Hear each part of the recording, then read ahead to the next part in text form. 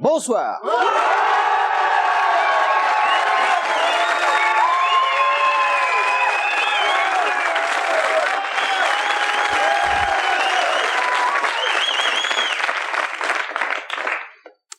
Cette fois-ci, c'est la guerre.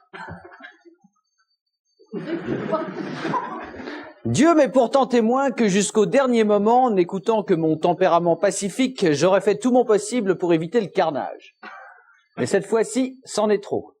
Et suivant l'exemple héroïque de mon arrière-grand-père, qui, aux côtés de celui de Pascal Sevran, sauta de trou d'obus en trou d'obus, vêtu de sa seule capote, pour refouler les hordes barbares qui déferlaient sur Verdun, oui, tout comme mon arrière-grand-père, me voici contraint et forcé de monter à mon tour au front. Ne me regardez pas comme ça, c'est pas la peine. C'est vrai que mon arrière-grand-père et celui de Pascal Sevran ont servi côte à côte.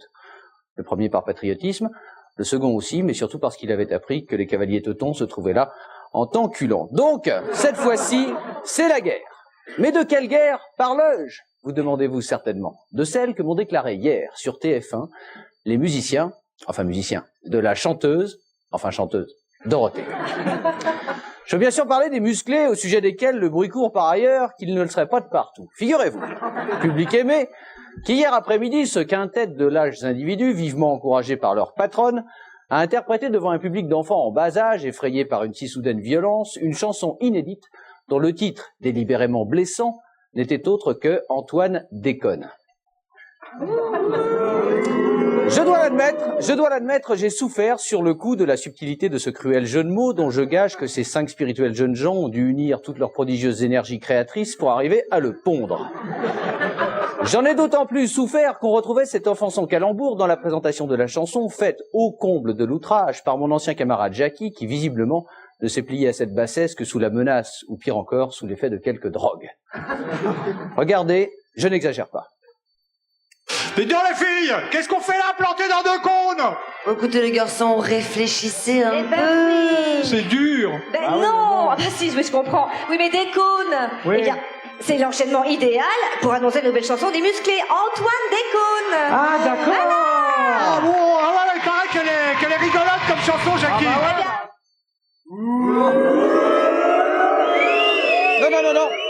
Non, je me défendrai seul. Mais ce n'est pas tout. Je me suis senti d'autant plus touché que chaque couplet de la dite chanson insistait sur ma prétendue méchanceté, me mettant en scène à travers une marionnette plus qu'approximative, oui, c'est un métier, destiné à faire cauchemarder sadiquement les tout-petits. Mais pour que vous compreniez mieux, laissez-moi vous montrer un extrait. Regardez. Je vais vous raconter l'histoire d'un homme qui n'était pas tout à fait un homme, car sa méchanceté, au rang de bête, le ravalait. Tout petit déjà, il était si méchant que dans son berceau, il mordait ses parents. Son pauvre père, ne sachant plus que faire, fut obligé de lui mettre une muselière.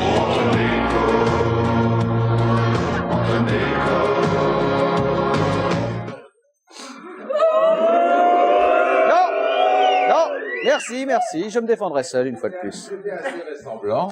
Merci Philippe. Vous comprenez maintenant mon désarroi. Moi, méchant, quoi? Pour avoir fait constater par huissier que les enfants regardant souvent le Club Dorothée développaient plus que les autres des troubles sensoriels profonds qui les rendaient incapables pendant de longues années de faire la différence entre le son d'une poulie mal graissée et la voix humaine? Vous appelez ça de la méchanceté? Mais si j'étais aussi méchant qu'ils le disent, je ferais état des rumeurs qui courent sur les circonstances de la rencontre de ces 5 garçons vigoureux dans les fauves moiteurs d'un club échangiste très spécial de la rue Sainte-Anne. Et je révélerais sans scrupule quel nom évocateur cache le pseudonyme de Bernard Minet. Et Dorothée, si j'étais vraiment méchant, qu'est-ce qui me retiendrait de... Non, je peux pas. En fait, si je parle de tout ça ce soir, c'est parce que notre invité, Richard Gottener, pourrait, s'il en est encore temps, servir de médiateur. Comme je le disais tout à l'heure, Jackie était mon ami, or il se trouve qu'il est toujours celui de Richard. Aussi, Richard, je vous en conjure, soyez l'arbitre de cette querelle et joignez vos forces aux miennes pour qu'elle ne dégénère pas en un conflit absurde à la Yougoslave. D'avance, merci Richard.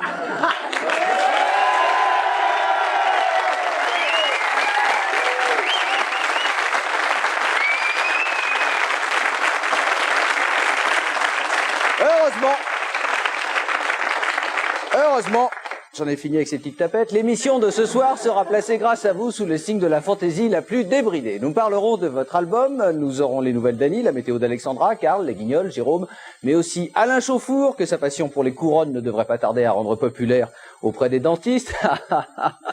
Nous reverrons aussi avec plaisir et nostalgie ce bon vieux François, qui profite de la sortie de votre album Richard pour refourguer le sien. Et puis bien sûr, nous boirons comme chaque soir les paroles de paix et de conciliation de notre Saint-Louis à nous, Philippe Gildas. Mais pour l'heure, je vous prie de vous joindre à moi, public aimé, pour applaudir le rigolo, le presbyte, le zébulon, le vélocipédique, l'hurluberlu, le poilu, le bienvenu, Richard Gottenet.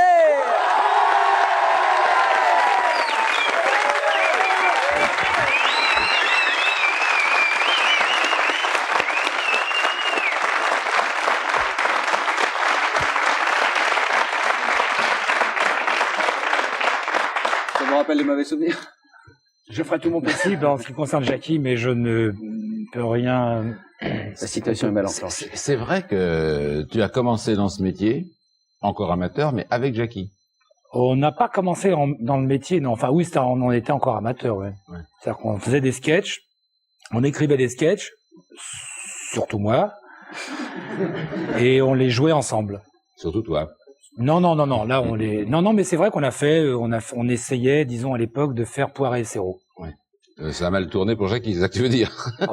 Chacun jugera. Je veux dire, je vais pas commencer à frapper un homme à terre. Oui, et puis je vais pas. Et moi, j'ai aucune envie de porter le casque, j'en ai déjà un, comme dirait Antoine. C'est ça. Ma femme, vous l'aviez bien cherché. Hein.